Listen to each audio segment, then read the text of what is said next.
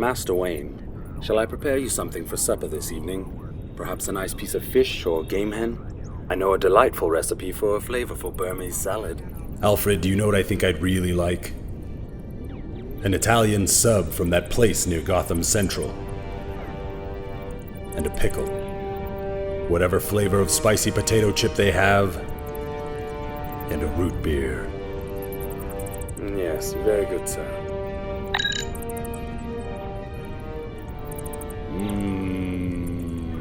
Jardinera.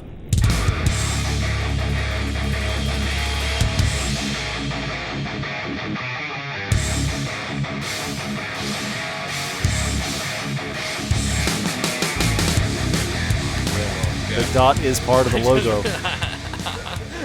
It's amazing, isn't it? Wait, what'd you just say? Warner Bros. Dot, Yakko, Wacko, and Dot. Yeah. The dot is, there's a dot at the end of Bros. Oh my god, Yeah. dude. Yeah. Wow. It's fucking all there, man. That is incredible. Yes. The Animaniacs deep dive. The show is fucking genius, man. Welcome, Superhouse podcast listeners, to another episode of the Superhouse Podcast for listeners. Wow. As opposed to everything else. I'm like that. Wolfie, good old Wolfie, Uncle Crazy, joined by... My name is Andrew Bush, and I'm here to tell you many stories about the bat. Oh, wait, that's Ben's job. as well as our former... What did we used to call you? Senior Batman correspondent. His name was Batman My Correspondent. name was Batman, but now I'm just a co-host. This is Not just, man. Ben. And we're going to deep dive, somewhat of a shallower deep dive, seems, hopefully. Well, wait, what am I saying? Not hopefully, but it's a shorter script than hopefully what for we're you guys. used to. It's been a long A day. Bruce Wayne television pilot that... That is Yes. totally not Gotham. That was not Gotham. It was a Batman prequel series that was not Gotham. It was a Batman prequel series with Gordon and a bunch of the Rogues Gallery members, but not Gotham. Did he have his fucking mustache in this one or what? It was not specified, actually. I guess it's just so obvious that he has one, they don't even need to say They it. didn't need to say that he didn't have a mustache. It was a ripoff after I'm thinking Smallville when I said 10 years. After 5 years of Gotham, Right. he's got the mustache. By the for way, 2 I love scenes. that that's his character arc, is that he goes from not mustache to mustache. And then shaves it. Wait, what? That's his whole character arc in that show. His character arc was kind of just like, I will not stand for corruption, to like, okay, I'll bend the rules and be a little corrupt, to like, I will not stand for corruption. Right. That's it. His mustache falls off. Ah, shit. It's a symbol of justice, y'all. All right, so the Gotham the Bruce Wayne deep Whoa. dive is here. So, Whoa. Take it away. we have in 1999, we have the great hiatus of Batman unproduced scripts that we have been talking about. So we started with Batman 5. An event we call the Great Hiatus. Yes, the great Bat hiatus. That's awesome, actually. The great hiatus, that actually does work, I mean, yeah. it's inspired by when they killed off Sherlock Holmes, and the period between Sherlock being dead and the time that Arthur Conan Doyle was like, fine, fuck it, I'll bring him back. They call that the Great Hiatus. Similar thing with the Batman really? movies. Yeah. So you Hardcore didn't make it parallel, up. baby. I didn't quite make it up, but I didn't culturally appropriate it, but I characterly appropriated. Sir Arthur Conan Doyle rebooted his own shit in his own lifetime. Yes, he did. Wow, That's the king of the beautiful, man. reboots, man. Indeed. He also Indeed, Sir Arthur Conan he Doyle. retconned Watson, he retconned a ton of shit too, but that's another thing. But I've retconned many things in my life. Because people are stupid. Oh, and his wife was just like, "What the fuck is a retcon, Arthur?" what's a retcon? Let's do a little bit of sleuth work to figure it out. Can we read the collected works of Sherlock Holmes? I mean, collected I'm stories. gonna get hired by Audible. This guy just never loses steam. This is the study in Scarlet. I didn't get bored once. We'll get to Bruce Wayne in a second, guys. All right. All right, so the Great Bat hiatus. Began in 1973. The Great Bat Hiatus. Not quite. It was 1999. 1999, I was 403 years old. Don't know what. What am I, Yoda? Oh. Bruce Wayne. We got. Oh my I can't wait till all our pop culture influences just start melding, and this is a Bat Star Wars. It's gonna pop some fucking Wolverine claws in a minute and shit. We've gone completely All right, off the rails. so we had Batman Unchained and Batman Dark Knight as an attempt to continue the Burton Schumacher franchise. That fell through. We had Darren Aronofsky trying to do Batman Year One. That fell through. Years later, we would have Joss Whedon trying to do a Batman origin movie. That also didn't work. But it seemed like in the zeitgeist, hey, let's try to do the origins of Batman and go back to roots. Let's go back to do dark shit. And this was not just with movies. It was also with TV. And the man who wrote this and was trying to develop it was Tim McCanlies. Now, I may have mispronounced it, but Tim McCanlies is most famous for having written The Iron Giant. And he went in with a pitch that I've been told. A lot of my sources on this is for a site called Krypton Site, which was the main fan site to give news on the show Smallville. And they did a whole separate site on Bruce Wayne based off of what their sources gave them. They got access to the script before it went leaked online. And they said the pitch was that he was going to say, I'm going to make a story about an American icon, a JFK Jr. type. And here's the character, here's his mentor type, here's his friends and the ones he can trust and the ones that he can't. Here's the one cop in the city he can trust and the empire he's going to inherit and all that. And it felt riveting to them. And then at the end, he's like, and the guy's name that we're going to make it on is Bruce Wayne. Wow. Yes. That's actually really cool. And one thing that brings to light is how many angles you can take with these already well-established characters. It's so nuts. Yeah, because we just finished up the episode of Aronofsky's Taxi Driver-esque Serpico version of corrupt 1970s R-rated version. Here is a nice TV show of a coming-of-age I love the JFK Jr. kind of angle, too, because he was like, before he sadly died, was like America's sweetheart, man. The guy was Bruce Wayne for lack of not being Batman. So this would have been on the WB before it was the CW. Remember the WB? By the way, so many people still call it WB. Yeah, with the frog. Yeah, people always talk about the fucking people. frog, by the I way. love that, dude. By the way, those using that. Looney Tunes with the frog always weirded me out when I was a kid because there was just an air of like some sort of weird tension in those cartoons. I did think With the so. frog? Actually. With the frog, yes. Well, Like he's gonna kill you at any second. I was like 7, 8, 9 watching this. That's maybe why I thought that. Maybe. Yeah, well- it weirded me out. Anyway. This would have been No one has ever thought that. Moving on. Moving on. All right, so we have the script of what the pilot would have been, and it's very different from Gotham, because Gotham started with Bruce Wayne's parents getting killed, and it was about Jim Gordon, with Bruce Wayne as kind of a side character. This one switches the dynamic to what, the comics have and what makes sense, which is Bruce Wayne being the main character and Gordon being a side character. So it would have started in present day, and we would have met Alfred, present-day Alfred, and he's the narrator of this series, talking about, how did it come to this? I got to talk about just the craziness that our lives have been and write about it. And he's looking at this picture of all these young people and, his face is quote-unquote full of promise. And he's like, oh, like how it was back then. And we cut to London, where Alfred has arrived to bail out his master because young Bruce Wayne is in jail. Bruce Wayne is 17 years old here, and he got into a fight and has landed in jail in a foreign land, much like we were introduced to Christian Bale in Batman Begins. And so Alfred finds Bruce and tells him that the Board of Trustees have called. Your presence is required in Gotham City. And Bruce is like, I don't want to go. I don't want to go home. And that's basically the intro of a Bruce Wayne who would rather stay there, who does not want to step foot in Gotham ever again. That's cool. I'm enjoying this so far. Yeah, Ben. I like it. So we get a bit of flashback of yet again the night where Thomas and Martha Wayne were killed in front of Bruce Wayne in Crime Alley after seeing the Mark of Zorro again. But again, as this was 1999, where that was only on film like once in the 1989 That's movie. true. So That's true. it doesn't feel as tiresome as it does now. Where I'm just like, all right, fine, Mark of Zorro again. We saw it once It should be again in Joker. total you know? we call. did, yes. So It was pretty cool in Joker. But it still. was, yeah. Yeah. So Bruce is on the private jet back. Alfred is reading a book called Troubled Teens. And Bruce is like, give me a break. What am I Troubled gonna do? teens. Wow. These kids these days.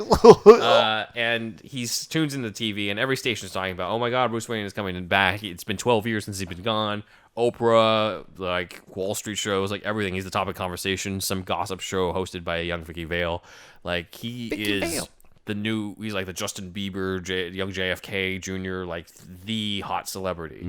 And him coming back is such a big thing, and Bruce hates it because he's like, who in their right mind would even fucking live in Gotham? And Alfred's like, 5 generations of Wayne, so not counting you, of course. And Bruce tells him, well, all he wants to do is sign the papers that give the Wayne Corp trustees the full control of the company. And then he can get back to whatever the fuck he was doing. Yeah. And traveling around the world and spending the rebelliousness of it.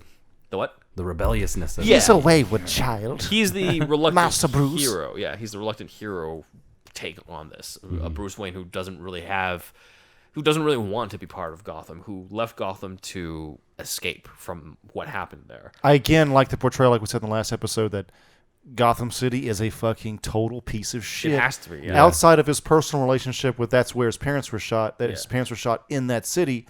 Even outside of that, it is like the fucking, like, it's a complete piece of shit town. Yeah. Yeah, exactly. Yeah. So they arrive. Like Jersey. TMZ. I'm thinking of like Detroit on the worst day. Detroit, yeah. You know what I mean? Yeah. No offense, people from Detroit. You're like, I'm from Detroit. What are you talking about? So I you have know it what on we're good talking authority about. That Detroit bitches will cut people. Wow, you got cut I have before, man? Some good Detroit friends. Got some good Detroit scars. Heard it right from their mouth. No, Do you want to know? no scars yet. Do you want to know how I got these scars? I don't know how I got Detroit. these scars. I know people from Detroit. Don't go You there. want to know how I got these genital warts? My father was a drinker. Oh, wow. That's bad. Oh, man. That's then he darker gave you the than general That's force. darker than Joaquin Phoenix Joker. Joaquin Phoenix. Joaquin Phoenix. Hooked on Phoenix. Hooked on Phoenix. So Bruce instructs Alfred, hey, I don't want to be here at home. I want to go to where it happened.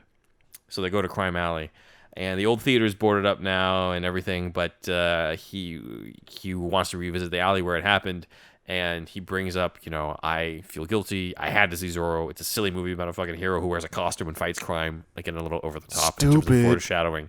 But it's the idea that Bruce feels guilty over his parents' death because he's the one who insisted on going to the movie.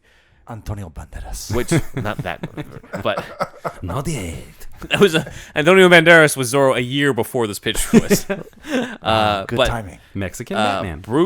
He speaks Mexican. Bruce's guilt is hadn't really been established yet. It was attempted in the Batman Forever script before it was fucking cut from it. But this was another attempt to bring that in that didn't make it, and of course wouldn't end up making it at all until Batman Begins again. So he's in the alley, and some thugs show up.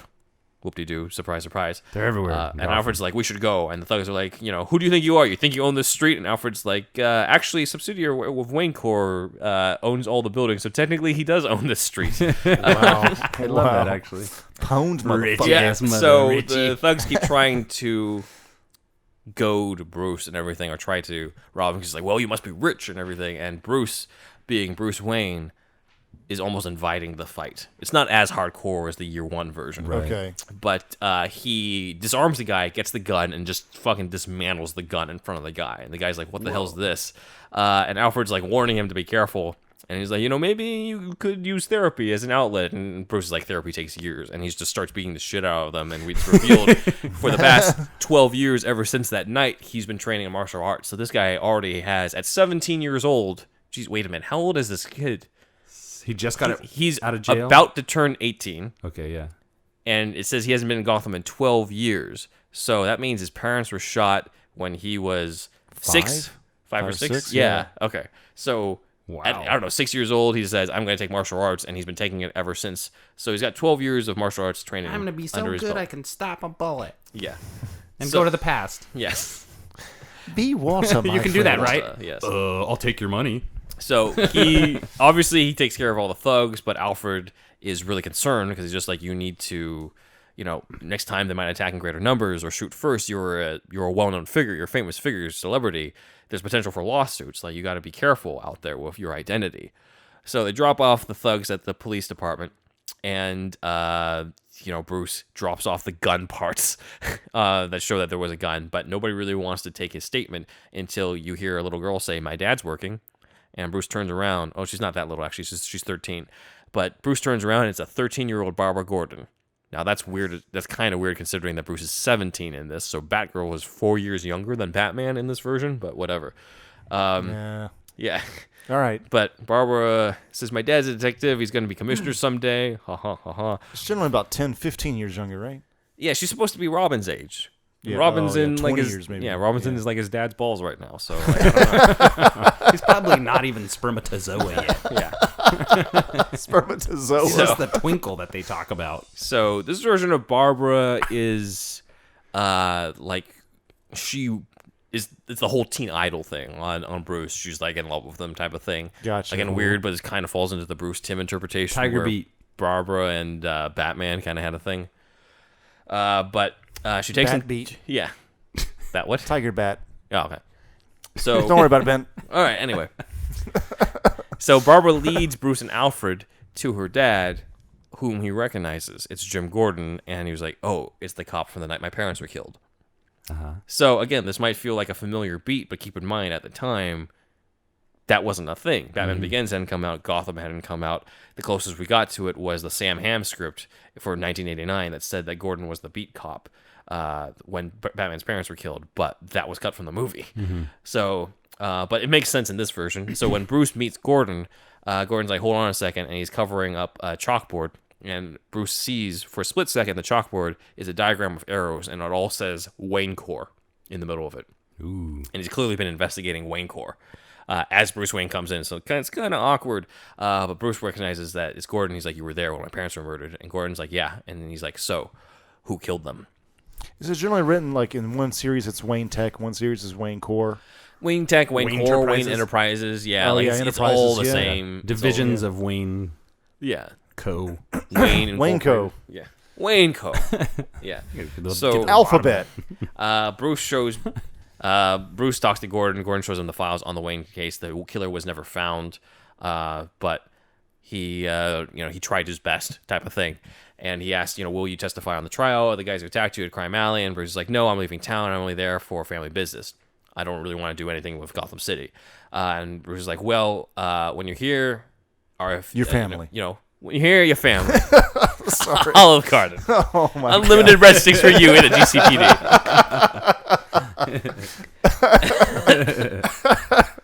So after you eat all your red sticks, he's wondering, are you meeting with the Wayne Corp CEO, whose name is, get this, Charles Palantine. Which, if that sounds familiar, that's the name of the dude from fucking Taxi Driver. Taxi Driver. So once again, we got a Taxi Driver connection to Batman. Jesus, man, they fucking want this forever. I wonder what Scorsese thinks of all this Taxi Driver Batman shit after all his comments on Marvel, where he's just like, it's not cinema. It's not cinema, but I'm glad they take inspiration from me. And now I'm gonna move my bushy eyebrows profusely. 2021. I'm gonna take off those caterpillars I call an eyebrow. Yeah, the fucking caterpillars, man. So Charles Palantine is kind of like Rutger Hauer's character in Batman Begins, where he is the one who's in charge of the company, but doesn't really want Bruce to have much power in it. That's right. Yeah. Wow. So once again, there's a lot of Batman Begins in here, even though it was written in 1999. Bruce asked Palantine, why are the police investigating Wayne Corp? I just came back from Detective Gordon's office, and Palantine, is just like, it's ridiculous. It's nothing. Police commissioner is a close personal friend of mine. His name is, Commissioner Loeb, and he just got a knife in his eye by some lunatic. No, it's not that person. It's not mentioned by name, but it's assumed, if you're a comic fan, that's Loeb from year one. But he assures him business is not something, this is not your thing, Bruce. You're a teenager. You should live your life type of thing. Let's sign it over to the companies, is the right thing. And Bruce is about to sign these papers, but Alfred, sort of clears his throat and indicates, maybe not a good idea, sir. And Bruce is like, you know what? I'm going to take these papers home and look them over. And Palantine's like, well, maybe we can set you up with a meeting with our lawyers to explain things. He really wants Bruce to sign these papers that will sign Wayne Corp over to him. And Bruce is like, all right, fine. And as he walks out, he gets distracted by the sight of an old friend, Lucius Fox. So we meet a young Lucius Fox. Lucius Fox, his dad used to work at Wayne Manor when Bruce was a boy. And Lucius and Bruce were friends growing up. So keep in mind, during this time in the comics, Lucius and Bruce were the same age. Lucius being this older mentor, close friend of Thomas Wayne thing, didn't really become a thing until Nolan came around. And him knowing that Bruce was Batman and helping out and giving the gadgets was completely a Nolan thing. I actually kind of forgot that they in were the animated the series, same age. Lucius was just an employee of Wayne, Yeah, he was right? just he was just part of the company. Who like befriended him or something. Yeah, that it was his friend. But Lucius didn't know anything about Batman. He didn't have anything to do with the gadgets. He was just purely another businessman, Right. as he was in the original comic. So Lucius is now an intern for Wayne Corp, but some backstory is his father died in a quote-unquote accident while working security at Wayne Chemical. So, you know, that's a potential subplot there, a potential mystery for Bruce to investigate. But Palantine is like, Bruce, you need to sign these papers first thing in the morning because we have a deadline. This will only be in effect until, you know, you're 18, and Bruce's 18th birthday is in 2 days. Okay. So, Tension. on the elevator on the way out, Bruce is, you know, like, why are you so worried, Alfred? You didn't want me to sign these papers. You didn't want to sign it over to His Wayne Corp. birthday's in September. Batman's birthday is that February. actual date, right? It's February. It's February 19th. February what? February 19th? 19th. According to something. Cool. Yeah, I don't know there's where that's some. from. He's an Aquarius, I guess so. like me. He does what he wants. I think he's to. more of a Play- Taurus, but plays I'm the also beat of his Taurus, own so whatever. drum. Because he's bullheaded. Like, come on. I think it fits the personality. But One time I was at a party where this girl asked me, "What's your sign?" Seriously, this happened, and Joker's more of an Aquarius. I was like, "I'm a Leo, but I don't really believe in that shit." And then she said, "That's something that Leos would say." Don't you do that? to be like, I call that entrapment. It was like sitcom Yeah. humor in real life, but Yeah, it was seriously. great. Examine the zodiac signs of our favorite heroes and villains. Yes. Let's talk about it, everybody. So Alfred says, Who's a I'm worried. Scorpio? I'm worried what will happen if you don't sign the papers. You know who inherits the estate? The estate if you're killed before you turn 18? Your guardians, the board, Palantine. So Alfred is worried about the fact that, you know, why is Palantine so eager to want you to sign the papers? Something suspicious here. Something's going on. Bruce is like, well, we need to find a trustworthy lawyer in order to look over these papers. So it's a good thing that we know a lawyer friend who Let's just be rubbing finished my hands together. and his smiling. first year of law. And Alfred's like, Harvey, really? So they go to visit Harvey Dent. Andrew Yeah. Dice Clay as Harvey Dent. Boom! We're gonna solve this case. Boom. You ever seen a pair of tits that big? Boom! Anyway, It's you I don't know live much till you about die. Little Miss Tuffet or whatever. yeah. So Harvey's a few years older than Bruce. He's kind of a party guy. He's kind of who Bruce pretends to be in the future, of being the billionaire playboy type. So Bruce and Alfred arrive at Harvey's costume party, and Harvey's like, "I know how you hate hot costumes, but I didn't think you would come." So he brings it in, and Bruce is like, "I have these papers for you to look over," and Harvey's like, "You know, now it's the time to party. Let's not look at the papers now." So Bruce awkwardly walks around and ends up meeting a hot girl in a tiger outfit, who is quote unquote an exotic 20-year-old by the name of Selena Kyle. Yep. Boom. Yeah. Boom. So again, more characters in Bada the future bing. rogues gallery. Selena Kyle. So they flirt for a bit, and Harvey's like, "Hey, come over here. I wanted to introduce you to my sister." And Bruce's like, "Oh God, he's been trying to do this since I was a kid. Like Harvey's always trying to set me up with his sister. I've never met her, but you know how it is when they always try to set you up with the sister. That she's never like." They're only setting you up because you can't get anybody, so she can't be that great. So Selena's like, if I see you with Susan, that's her name. If I see you with Susan Dent, I'll rescue you. So Bruce is like, okay. So Harvey brings him outside to the balcony, and he's like, all right, wait here. And while Bruce is there, he sees another girl there who is like in an angel costume, and she's like beautiful, literally the girl of his dreams, and kind of the opposite in attitude to Selena. And as they're talking, suddenly Selena shows up, and she's like, "Oh my God, I missed you." And Bruce is like, "What the fuck are you doing?" and everything. And then it's revealed, of course, the beautiful girl is Susan Dent, who is Harvey's sister. And Bruce was just assuming that she was ugly. It's the same type of twist that they did in the comics when they were introducing Mary Jane Watson. Okay. Where Peter Parker was just like, "Don't introduce me to MJ. She's probably not anything," or whatever. And then finally, like, she's a knockout when they finally reveal her. Hubba. Ooga. Oh my. So, let's see. I like that. So Susan is kind of turned off by the fact that Selena's throwing all this interest at Bruce, and she's like, "Oh, you're just like my brother," and everything. Bruce is like, "Well, wait a minute," and then she walks off, and teen romance type stuff to ensue. Ensues. Yeah, exactly. Riverdale. Yes, Riverdale. Do the river dance. Executive produced by Greg Riverdale. Berlanti. Gotham meets Riverdale. Yeah, so as he's trying to fix this situation, Alfred appears and stops him. He's like, "There's an urgent message from Sergeant Gordon. He wants you to meet him at Wayne Chemical."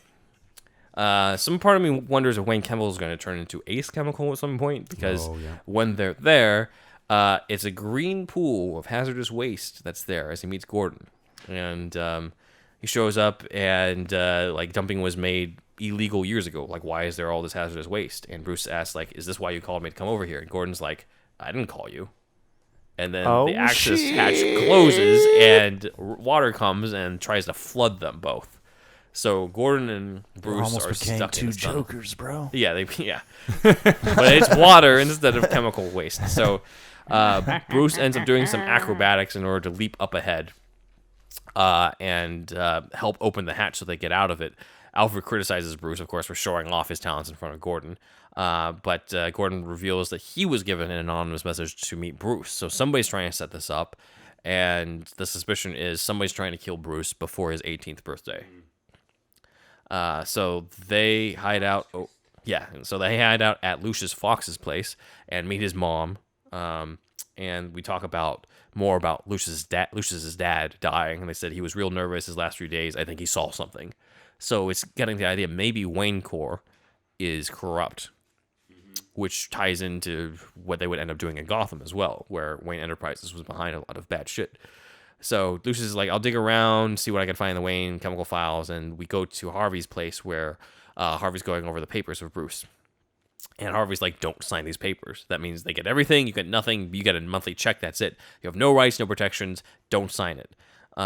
We get a funny little bit where two phones ring, and on one side is Harvey's mom, and the other side is Harvey's dad, and they're like in the middle of the divorce, so he talks to his mom to support her and say, oh yeah, my dad's such a piece of shit, and he goes talk to the dad, and he's like, yeah, mom's such a bitch and stuff, so he's very two-faced in this. Wow.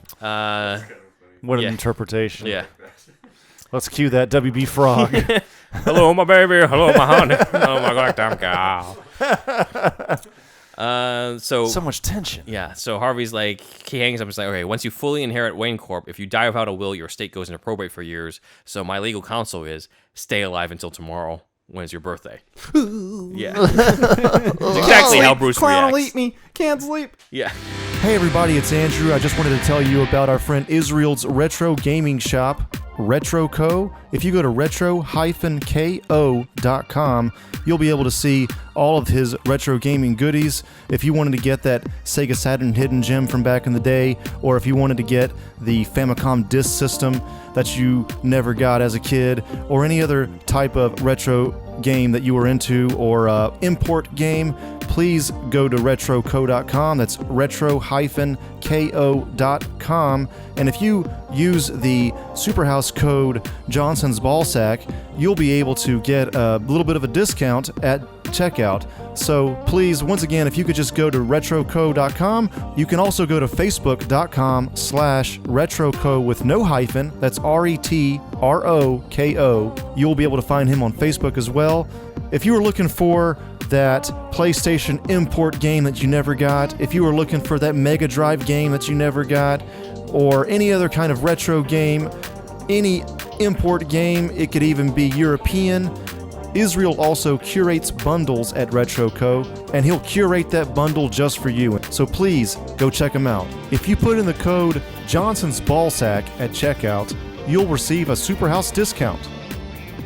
So they talk it over, and Harvey's like, well, like, that's the idea, but, like, what do you really want? Because, like, you don't have any interest in Gotham anyway, you know, and maybe you don't want to piss these guys off. They own everything. They own the cops. Take the money and run. You'll stay rich and you'll stay alive. And Bruce is like, I don't know. I feel like I should do something. And Harvey's like, what? Like, stay in Gotham? You go up against Palatine and the board and everything. And Bruce isn't sure what it's supposed to do. He then asks about Susan. Yeah, you know, how's your sister and everything? I want to, like, make it up to her. Where does she work? I want to make it out to her. Make out with her. I want to fuck her. I mean, yeah. I'm Batman. Fuck. Not yet. It's over. All right, so he puts a gun in his mouth. Call back to the last episode. All right, so they drive to where Susan works, which is she basically is at this volunteer shelter type place, and they see two dark sedans coming towards them. And a gun emerges from the window, And Alfred's like, this is a Rolls Royce. They wouldn't dare. And then they start firing at them. So they would dare, apparently. And they just don't care. They have a car chase. Alfred's like, but the money, Bruce. The money. The repairs. You gotta take Put on your pants, Bruce. So Bruce is like, this is a good reason why we should get bulletproof glass. So again, hints at the Batmobile. It's another Lincoln Town car. Yes, a Lincoln Continental. Continental. You need a Lincoln.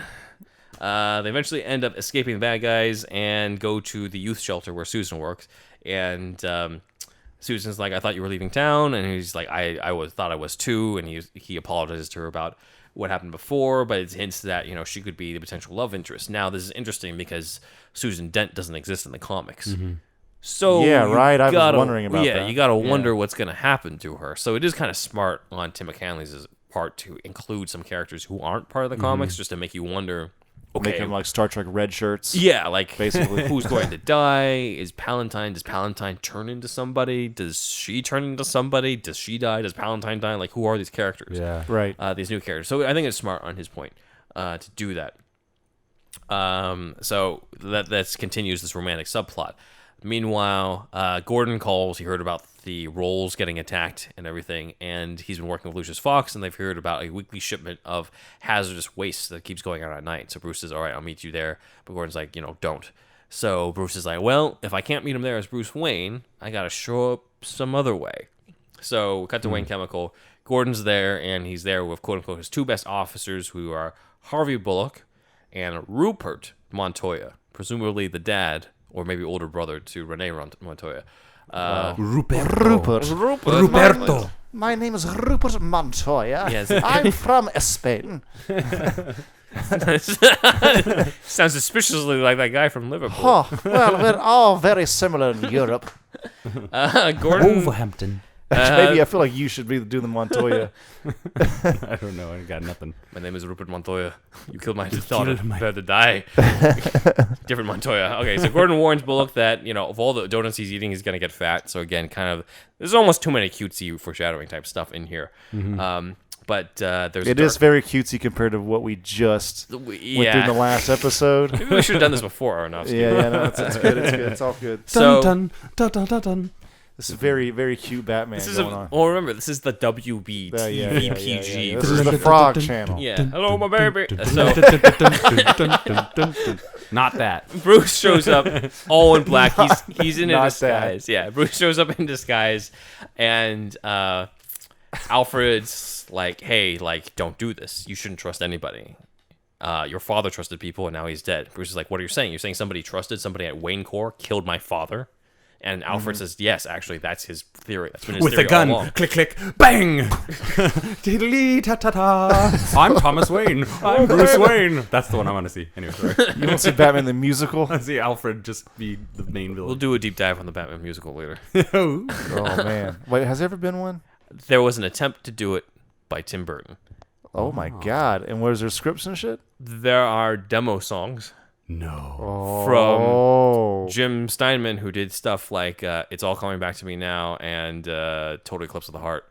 Oh. So they were like rock ballads. Very interested in this. We will do a few. Yeah, so we thought Tim Burton was done with Batman after Batman Returns. He was not. There were 3 other instances of him slightly returning to the Batman world.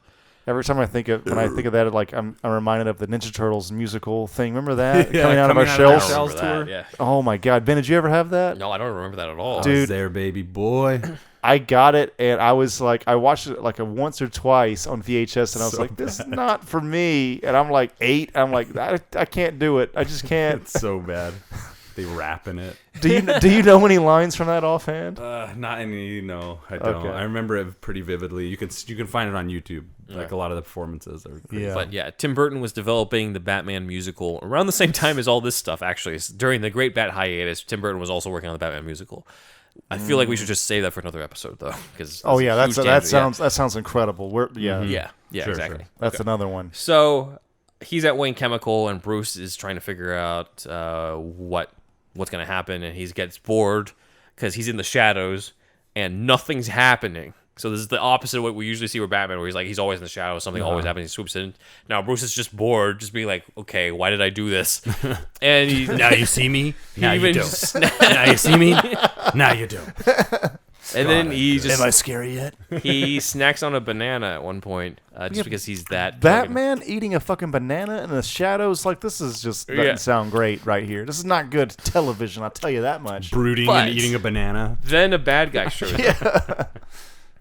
Then the bad guy shows up. There's a whole confrontation between Gordon and his men inside, and he pulls a Mario Kart where he fucking throws a banana and they fucking slip on that shit. It's close. So the bad guy exits the elevator. Throws a red shell. Bruce throws a red shell at it. No, bad guy gets out of the elevator, and Bruce basically takes the stool and smashes him over the head with it and knocks him out. And Alfred is like, so what's going to happen? Gordon can't just find him laying unconscious. And Bruce is like, I got an idea. And he leaves the banana peel there to make it look like the guy slipped on it. And Gordon shows up, and Gordon's like, I'm not buying this, but okay. So that's what that beat is. Again, what have I told you about eating bananas in the office? Never eat bananas in the office. And he's taking great that's against the from a rules. 17-year-old kid. I got an idea, detective. Don't worry, I got this. You watch too many cartoons, but it just might work. So sounds again, wonderful. This is a TV PG on the WB at like 8 p.m. On Thursday Friday, nights. or something. Thursday, they bury the show. Yeah. Batman's eating bananas. Okay, not man. Batman yet. He's gonna start 17. throwing Get the banana Friday rings time at slot. people. Yeah, His main weapon becomes banana throughout the whole show. It's like, we just thought that would be really cool. Criminals are a superstitious, cowardly lot. They must find a disguise that will strike terror in their hearts. Bananas. Curious George. I'll be a monkey man. Bruce and Alfred then head back. Job well done. And Bruce is like, I might have found something I'm really good at, which is vigilantism, I guess. Pranks. Throwing bananas.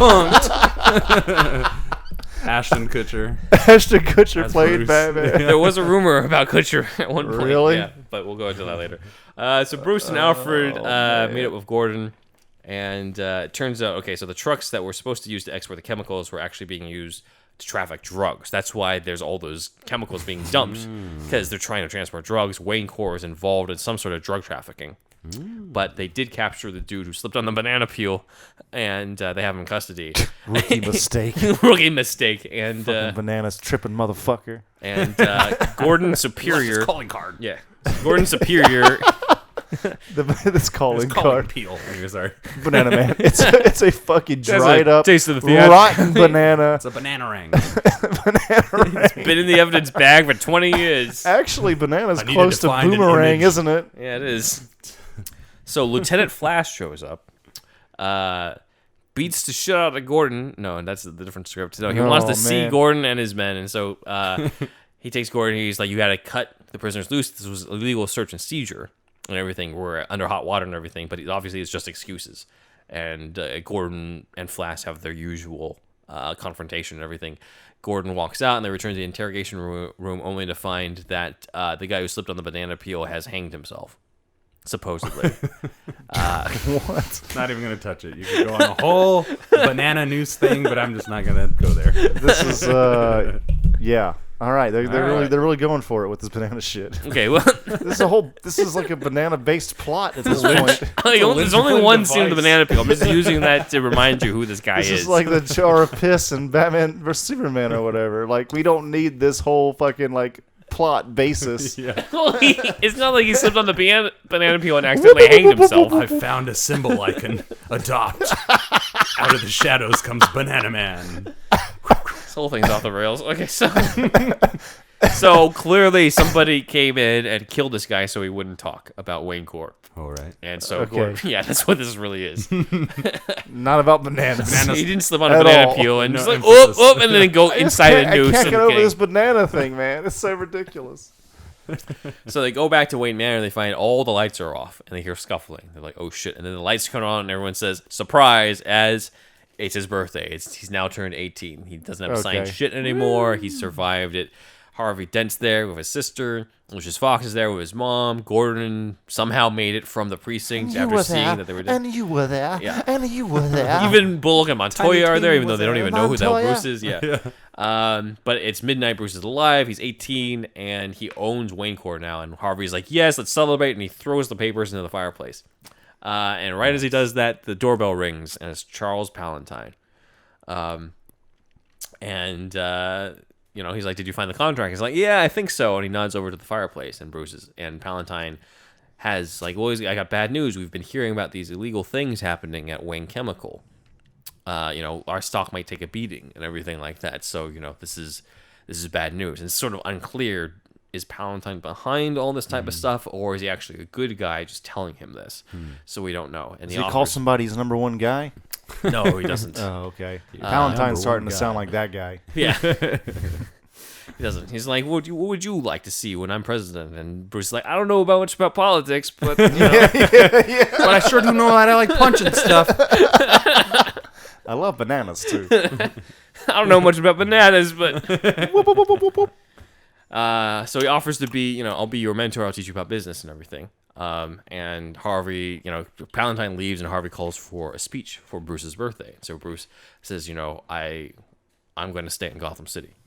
There's a lot that I have to learn here, and I'm glad I have all my friends. It's called character arc, y'all. Yeah, this is a classic Building blocks. parallel, the character arc. So a change of heart, if you will. he's like, I'm not sure if I can make a difference, but I'm going to stick around and find out. And so everyone gathers and takes a group photo, and that's the photo that we saw in the beginning when Alfred was journaling. And the final line is Alfred's voiceover saying, "And so it begins." Nice. And that's the end of the should pilot. have said, he should have said, what a fun party we had last week. So he flies away on his umbrella. Yes. So Tim McCanlies apparently wrote a whole series Bible that Terry McGinnis? Tim McCanlies, not Terry McGinnis. It's a different guy. So apparently he wrote a series Bible for this and where he intended for this to go. Not really much information about Susan Dent in here. The only other instance of Harvey having a sister was years later in Jeff Johns' Batman Earth 1. I don't know if you read this, where it was Jessica did read it, but I don't remember that part. It was in part 2. So if you I only did not read read part 2, I don't think. In volume 2, Harvey is the district attorney, I think, and Jessica is the mayor. Or maybe it's the reverse. Harvey's the mayor, and Jessica is the district attorney. Okay. And she's the one who's closer to Bruce, and Harvey and Bruce didn't really get along and everything. And then Boss Maroney does the whole acid thing on Harvey, and it kills him. But Jessica gets scarred, and she becomes Two-Face in Earth 1. Oh, shit. Okay. Yeah. So I don't know if they were playing that type of twist in Bruce Wayne, but it's interesting. That's the only other instance where there's a sister. I don't think I've never even seen that artwork, actually, a woman Two-Face. We'll see if there's a volume 3 on that, yeah. So a cape. Yes. A weapon. A weapon. Sean Connery as Alfred Pennyworth. That's what it looks like. You should just slap her. We named the dog Batman. When you can't get a cross with reason, you should just give him a rap. Didn't he say some shit like that? Yeah, he did in an interview. He doubled down like a motherfucker. There's a YouTube edit. I'd still do it. There's a YouTube edit of him talking to Barbara Walters, and Barbara Walters is like, but what if, and then he slaps her.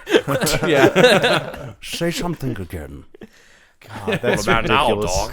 You're the man now. Yes. You're the Nobody man ever gets now, that dog. Now, dog. God, that's That brings us back to the old ages of the internet, before the YouTube, God, I in the forgot. dark ages, I before used the to know Empire. So Vicky Vale would have been there as a young TV gossip reporter, also a psychology student named Harleen Quinzel. Oh shit! A would-be comedian described as Sam Kinison, but angrier, and his name, of course, is Jack Napier.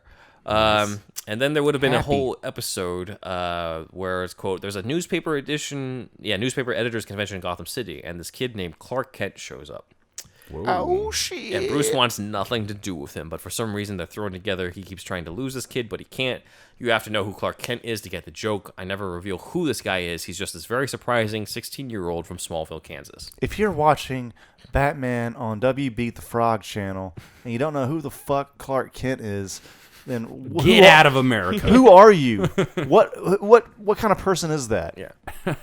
Must be a reader. The general progression of Bruce's arc through the series would actually be what I was wishing we'd see in Gotham, which was Bruce becoming more and more fascinated by the criminal element to the point of studying them. So he spends time inside Arkham Asylum observing. They don't do that inside. at all in fucking Gotham. Not really. No, not at all. Well, thank you for saving me hours of I'll just show you. never watching that show.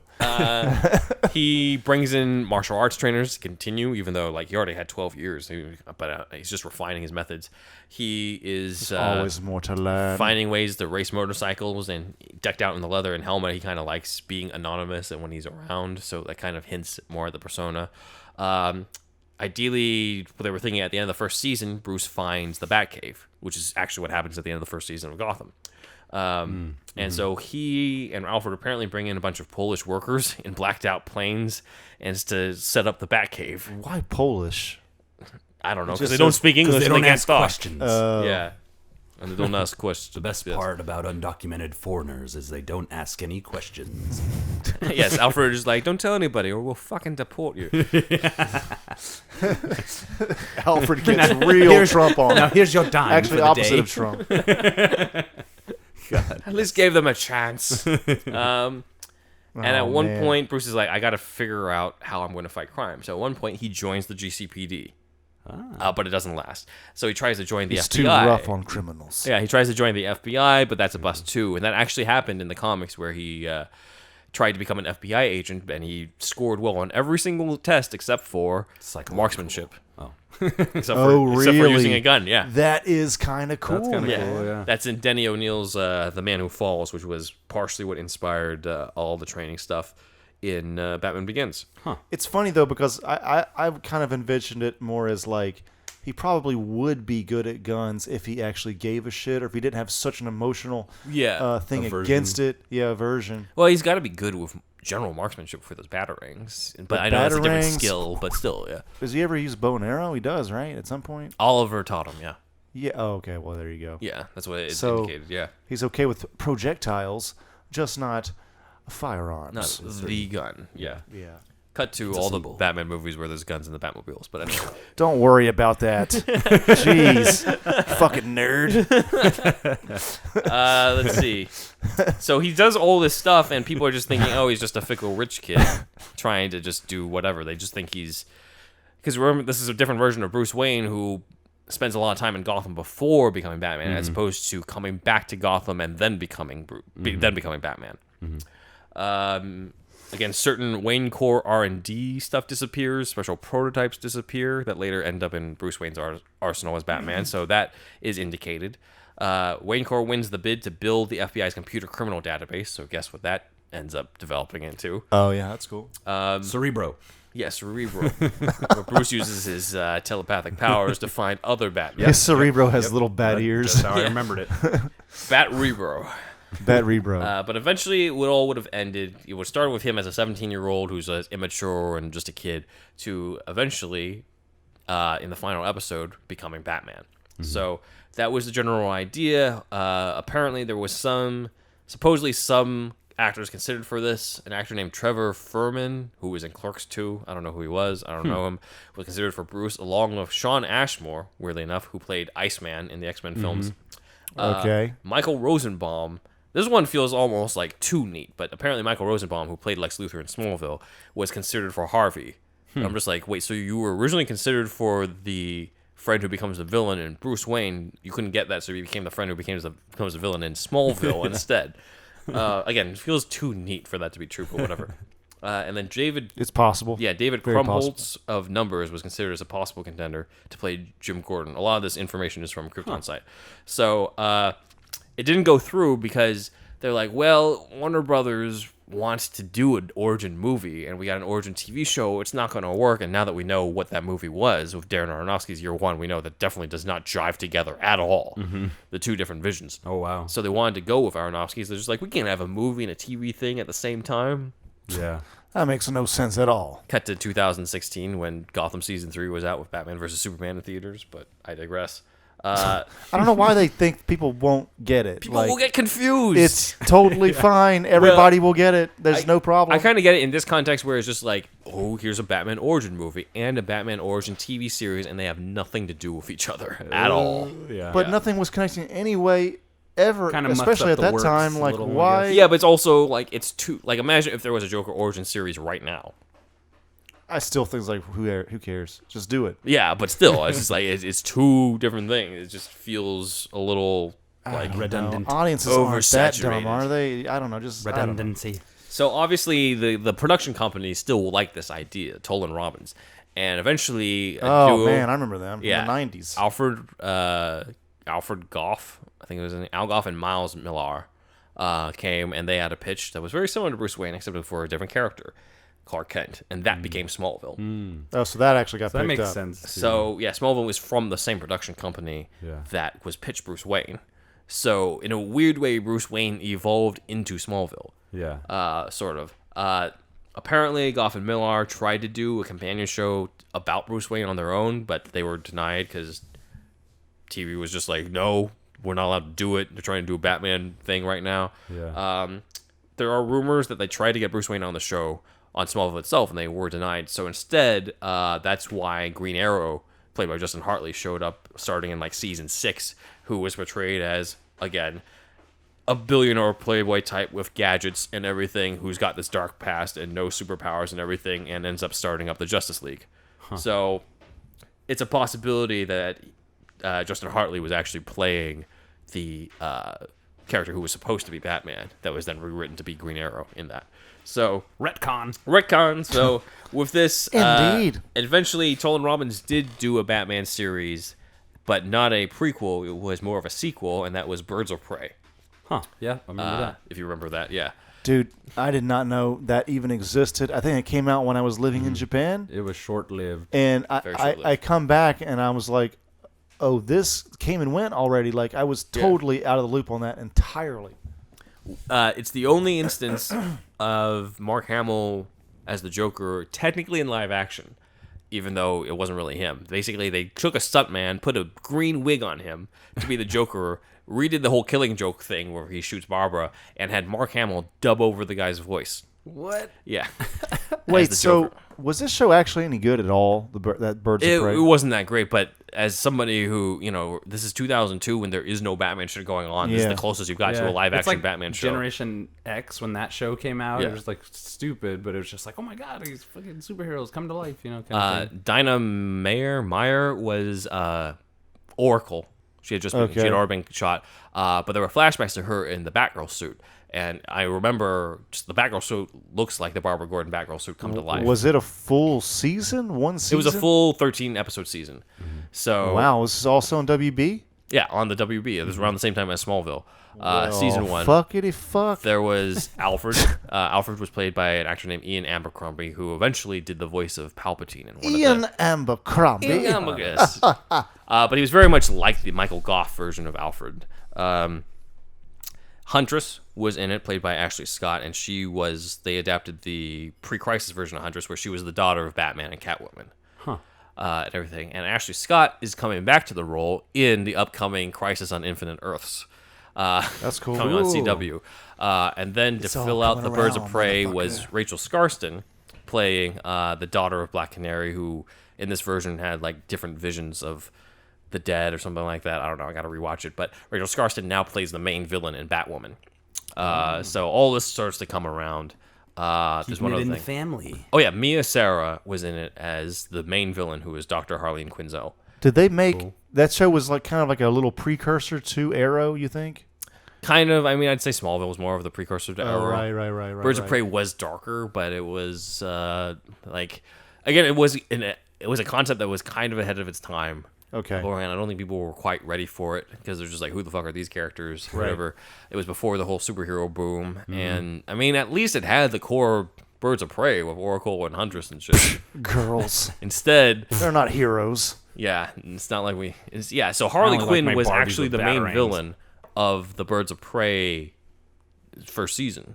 the TV show. Harley Quinn's in the show? Mia Sara played Harleen Quinzel, and she donned the Jester outfit in the final episode.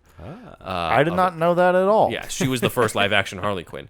It was originally Sherilyn Fenn. Did you know this, Wolfie? Yeah. I never saw more than a couple episodes. Well, she was probably in. Actually, I don't know if she was in those episodes. So she was Mr. J. It was also the first live-action Clayface was in that. What? Clayface was There's Clayface. been other live-action Clayfaces? Gotham had Clayface as well. Oh, well, shit. Yeah. So Clayface has been on TV in live action, but just not in movies. So Clayface was in Harley. Yeah. So I think it's ironic. Harley Quinn was the main villain of Birds of Prey season 1, or the whole series really, and now she's the main character in Birds of Prey the movie, which doesn't have like most of the Birds of Prey in it. Yeah. Moving on.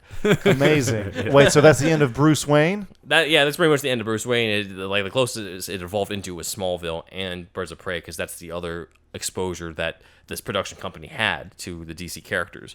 So we don't really get much else from it. I do think it would have been, we're looking right now, if you showed us the Jester outfit that Mia Sara wore. Obviously, it's a very toned down version of the what Margot Robbie is currently wearing in the movies. But this is another tangent topic for another day. But just to put it out in the universe or whatever, this woman at my work was saying that talking about sexism with these kind of roles, where like if you change like just a small thing in a man's costume, like people went crazy over taking the briefs off Superman thing.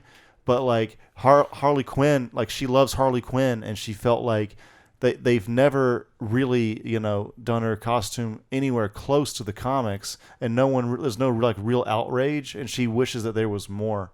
You know what I mean? Like the current Birds of Prey, the Margot Robbie one, like I don't know, that was interesting. I mean, none of the costumes in the current Birds of Prey trailer look like they're true to the comic at all. But I mean, if you're gonna get one right, you need to get Harley Quinn right. But maybe she gets it right near the end. But then again, probably not. I mean, this movie's looking like it's off the rails. One scene in Suicide Squad with the Jester outfit.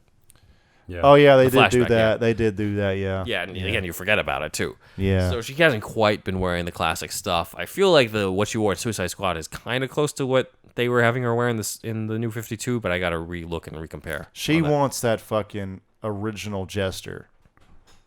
Like your friend or classic. Margot Robbie? My friend. Okay, got it. Yeah. Got it. So, all right, we'll see. Know. That's another. We could. Birds of Prey. Later. So the Birds of Prey deep dive coming later. Wolfie, what'd you think of Bruce Wayne? I thought it was pretty cool in a lot of like the direction where it was coming from. I could be into like an edgier version of that, which I guess is Gotham in a lot of ways. Yeah, Gotham is definitely a more R-rated version of this type of story. Yeah. Yeah, I've never been a huge fan of Smallville or Flash or the flavor of those shows. It works for Flash because Flash is just goofy like that. But with Batman doesn't work, I don't think. I think the Batman or the banana thing was just kind of stupid for a scene. Like there could have been some other thing, but we got some mileage out of it. I mean, the banana peel. But yeah, I mean, it's cool. It's just really cool to see all these unproduced ideas and how many different angles people can come from to attach us to these characters, but also tell like a contemporary story and blah blah blah. Yeah, exactly. I would definitely watch the pilot of this, or maybe even a first season. I mean, we watched whatever, although not Gotham, Batman, but yeah. No, I watched a few episodes of Gotham, but even Kevin Smith on Batman, he was like, I just can't watch it. I don't know what it is. Watch what? Gotham. Oh, right. Like he's on his fucking Batman podcast. Yeah. Anyway, this was like so cutesy compared to the last episode, so maybe we should start with this. It's a little bit jarring, but with the banana thing's kind of funny. I mean, I see the tone they're going for. Yeah, it's just definitely like it's got that pilot flavor where not much is developed at all. Yeah. So it was fine. It probably would have developed something better, but you definitely. I don't know, man. Yeah. I don't know. I mean, I mostly prefer it to the Gotham approach simply because it's so focused on Bruce's evolution to Batman, as opposed to with Gotham, it felt like kind of an afterthought. And it was like, oh yeah, we need to make this guy Batman. And that's right. Yeah. Oh yeah, this is what it's about. We've been having too much it's fun. It's so hard to find that right tone where it's like it can be too cutesy or too just overly dark, like Snyder's kind of stuff. Like that's what's so hard about superhero stuff is like. when you make it into live action, finding the right tone is so incredibly difficult. Right. Yeah, because like nobody's really done the scene of the bat coming through the window, and he's like, "Yes, I shall become a bat." But you're also like, wait, how do you do that in live action without it coming off as like really hokey? Right. You'd have to really play up like a lot of close-ups and shit. The dialogue too is so antiquated. Now I shall become a bat. I shall become a bat. Yeah.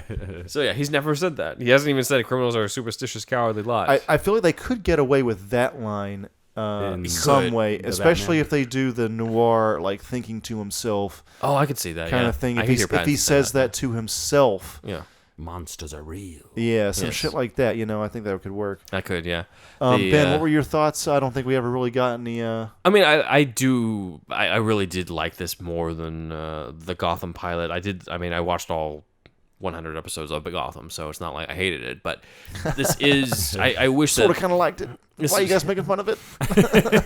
I mean, it has a lot of problems, but I definitely prefer this approach over it because of the focus on Bruce Wayne and on the focus on his training as opposed to where it just felt like, they had episodes in Gotham where Bruce wasn't even in it. And I was just like, okay, I'm not as into this.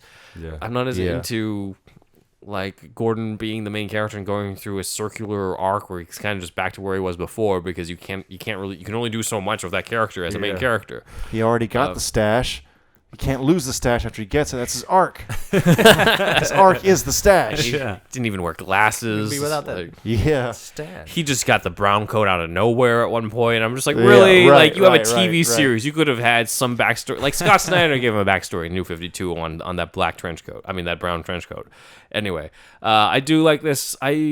I do think that it was, like, I've always kind of wanted to see a long form version of the training stuff, but stuff that is more true to the comics. So you would actually get to see all the training that was established beforehand, partially in the comics as well as stuff that you can make up later on. I still want to get that training in Asia, and he's going like through a kung fu type thing. Fucked up training though. Like he's got PTSD from his family getting shot.